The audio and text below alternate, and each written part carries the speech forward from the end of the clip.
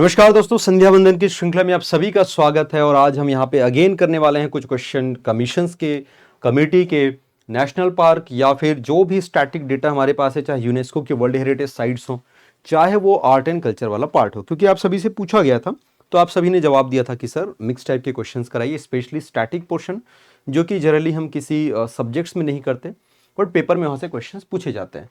तो आइए सबसे पहले हम यहाँ पर देखते हैं, गैर बैंकिंग वित्तीय कंपनियां अर्थात एनबीएफसी से संबंधित मुद्दों की जांच के लिए विशेष रूप से कौन सी समिति का गठन किया गया था। जो एनबीएफसी कंपनीज होती हैं, मतलब पहले आप समझ लीजिए नॉन बैंकिंग फाइनेंशियल जो इंस्टीट्यूट से कंपनियां होती हैं, मतलब ये जो कंपनियां होती हैं, ध्यान से समझिएगा, ये वो कंपनीज होती है जो बैंक की तरह तो नहीं होती, मतलब बैंकिंग वाला काम नहीं करती, लेकिन कहीं ना कहीं ये वित्तीय संसाधनों से संबंधित लेन देन का कार्य करती है। यानी कि पूर्णतः बैंक नहीं होती लेकिन बैंक के जैसी ही कुछ चीजें करती हैं, यानी कि पैसे का लेन देन जो है ये इनसे संबंधित है। तो प्रश्न पूछा गया है कि कौन सी कंपनी जो है इस जांच के लिए या इसके विशेष समिति का गठन जो है किया गया था। अगर आप ध्यान से देखेंगे तो आपको दो चीज यहां से समझ आ जाता है। पहला जो सबसे पहले अगर मैं यहाँ पे ऑप्शंस में देखूं तो एससी शाह समिति जो कि 1992 में आया था, और मालिगम जो कि 2010 में आया था। दोनों ही इनसे संबंधित है, यानी कि एनबीएफसी से संबंधित है। किंतु जो प्रश्न पूछा जा रहा है कि संबंधित मुद्दों की जांच के लिए, तो मुद्दों की जांच के लिए जो कंपनी बनाई गई थी मॉनिटरिंग के लिए, वो थी मालिगम समिति। तो ऑप्शन नंबर अपने को सी लेके चलना है। ये भी याद रखना कि एससी शाह समिति भी इससे है, लेकिन उसका पर्पस, उसका उद्देश्य कुछ दूसरा था। बिहू निम्नलिखित में से किस राज्य का लोकप्रिय नृत्य है? तो बहुत आसान सा प्रश्न है, आई थिंक आप सभी बच्चे इसको बता देंगे। तो चलिए देखते हैं यहाँ पे पहला जो आपका आंसर है जो सीधा सीधा दिख रहा है, असम हो जाएगा। इसके अलावा अगर मैं केरल की बात करता हूं तो केरल में क्या क्या है? एक तो आपको नृत्य देखने को मिलता है जिसको आप लोग जानते हैं मोहिनी अट्टम, मोहिनी अट्टम। दूसरा यहीं पर आपको देखने को मिलेगा, इसको हम लोग बोलते हैं कथकली। अब कथकली से सर ये भी बता दो कि कथक कहाँ का है, कथक कहाँ का है, क्योंकि कथक अलग है, कथकली अलग है। कथक जो है वो यूपी का है, उत्तर प्रदेश का है, इसको याद रखिएगा। कथक कहाँ का है? उत्तर प्रदेश का है, ठीक ना। तेलंगाना मतलब आप समझ रहे हो वही आंध्रा है, तो आंध्रा तेलंगाना। एपी में कुचिपुड़ी, कुचिपुड़ी, ठीक है। तमिलनाडु का है भरतनाट्यम, भरतनाट्यम। और भरतनाट्यम को ही सबसे प्राचीन नृत्य विधा के रूप में भी जाना जाता है। ओडिशा का हो जाएगा, ओडिसी हो जाएगा। एक प्रश्न पूछ लिया गया था, माधवी मुदगल किस नृत्य विधा से जुड़ी हैं? तो ये कौन से है? ओडिसी है। मणिपुर का मणिपुरी है ना। तो ये सारे प्रश्न आपको, ये सारी चीजें आपको याद रखना है। जैसे पंजाब में हम चलते हैं तो पंजाब में आपको मिलेगा भांगड़ा और गिद्धा, याद रखना। क्या क्या? भांगड़ा और गिद्धा। भांगड़ा तो वैसे भी आप लोग डिकोड कर लोगे, ठीक। जो अभी यूनेस्को अमूर्त सूची में शामिल किया गया गरबा, तो गरबा कहाँ कर है? गरबा ये है तुम्हारा गुजरात का हो जाएगा, गरबा गुजरात। राजस्थान में चलते हैं तो लावनी, लावणी, गणगौर, ठीक है, घूमर, ये सब कहाँ का है? राजस्थान का है। जम्मू कश्मीर में हम जाते तो वहां पे क्या है? रऊफ। क्या मिलेगा? रऊफ। ये क्वेश्चन पूछा गया था किसी पेपर में। तो ये सारे जो नृत्य हैं ये आप एक जगह इकट्ठे कर लें। इकट्ठे कर लेने से सारे डेटा आपको एक जगह याद होना चाहिए, ठीक है। चलो आगे देख लेते हैं। नेक्स्ट है, यहाँ पे दिया है एक साइड यूनेस्को की साइट और एक साइड इनके राज्य दिए हैं। तो यूनेस्को के कौन कौन से साइट्स हैं आइए देख लेते हैं। खजुराहो, तो ऑब्वियस सी बात है खजुराहो कहाँ पर मिलेगा आपको? ये मध्य प्रदेश में मिलेगा, ठीक क्या। उसके बाद दूसरा अजंता एलोरा, अजंता एलोरा कहाँ पर है? ये आपका महाराष्ट्र में है। हम्पी, हम्पी कहाँ पर है? आपका कर्नाटक में है। और काजीरंगा कहाँ पर है? असम में। ये तो डायरेक्टली मैच कर दिया है, इसमें क्या ही मैच करना, ऑप्शन देना चाहिए था, है ना। ABCD 1 2 3 4, खैर कोई दिक्कत नहीं है, चले कोई नहीं। बट ये चीज आप लोग जरूर याद रखना कि ये सारे के सारे, देखो डेली बेसिस पे हम लोग क्या बोलने वाले हैं, डेली बेसिस पे यूनेस्को के हेरिटेज साइट्स हम लोग करेंगे। तो कई बार ये क्वेश्चन भी आ सकता है ना कि इनमें से किसको यूनेस्को के वर्ल्ड हेरिटेज साइट में शामिल किया गया है या फिर नहीं किया गया है। तो आपको देखना है कि भैया ये सारे जो है यूनेस्को के वर्ल्ड हेरिटेज साइट्स हैं। अब एक चीज बता दें आपको, खजुराहो किस में आएगा? आपका ऐतिहासिक में आता है। किस में आएगा? आपका ऐतिहासिक में आएगा, एंशियंट में। अजंता एलोरा ये भी ऐतिहासिक में आता है। हम्पी ये भी ऐतिहासिक में आता है। जबकि काजीरंगा जो है वो नेचुरल यानी कि प्राकृतिक श्रेणी में आता है।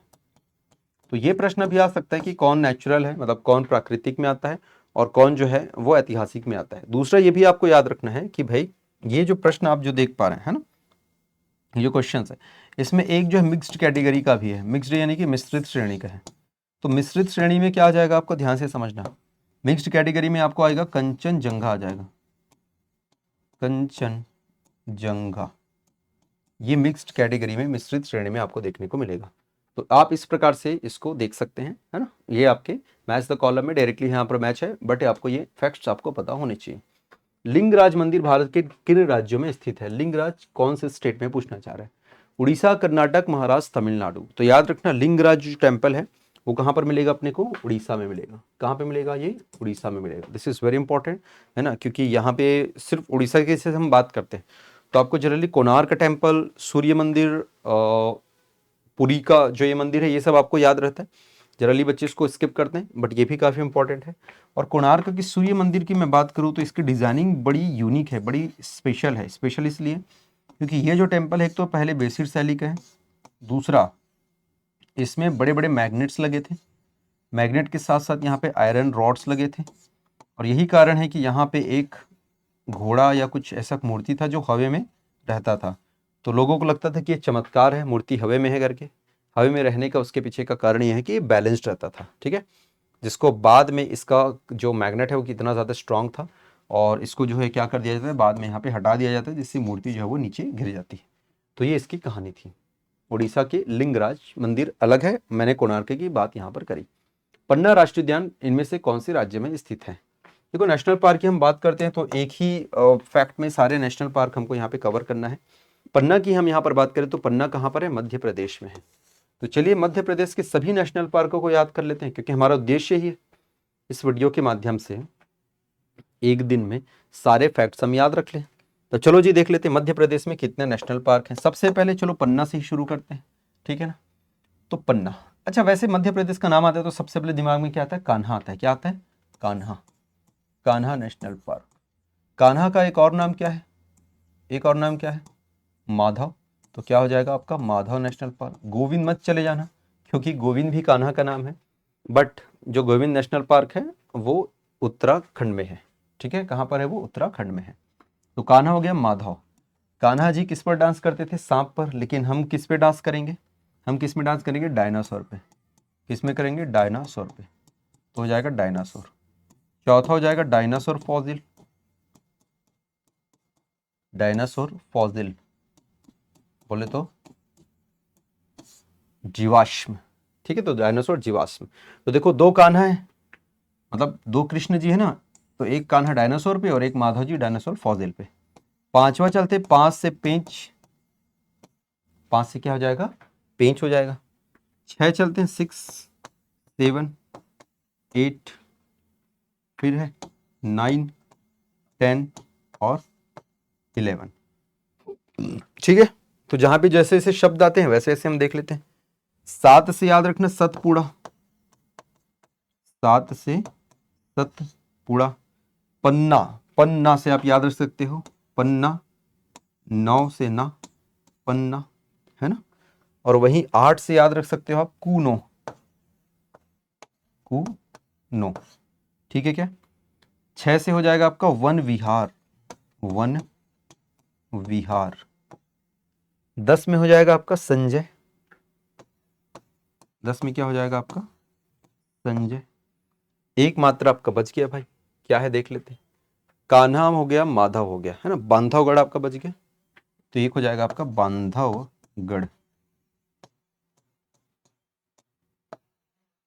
ठीक। तो इस प्रकार से कुल आपको यहाँ पर देखने को मिलेंगे 11 राष्ट्रीय उद्यान, 11 नेशनल पार्क। तो ऐसे रोज डेली बेसिस पे हम ये करने वाले हैं। हर बार आपको एक राज्य के नेशनल पार्क, ये हेरिटेज साइट्स, अवार्ड्स वगैरह, ये सारे स्टैटिक का पूरा भंडार आपको मिलेगा। जितने दिन जितना ज़्यादा आप इसको करेंगे, इसके पहले के भी लेक्चर्स देखिए उसमें पूरे स्टैटिक का भरा हुआ है, तो वो पूरा स्टैटिक वहाँ पे आपको कवर होने को देखने को मिलेगा, ठीक है। चलिए, तो ज़्यादा से ज़्यादा इस वीडियो को शेयर करना है। यदि आप नए इस चैनल पर, आपको सब्सक्राइब जरूर करना है, ठीक है। चलिए, थैंक यू, जय हिंद।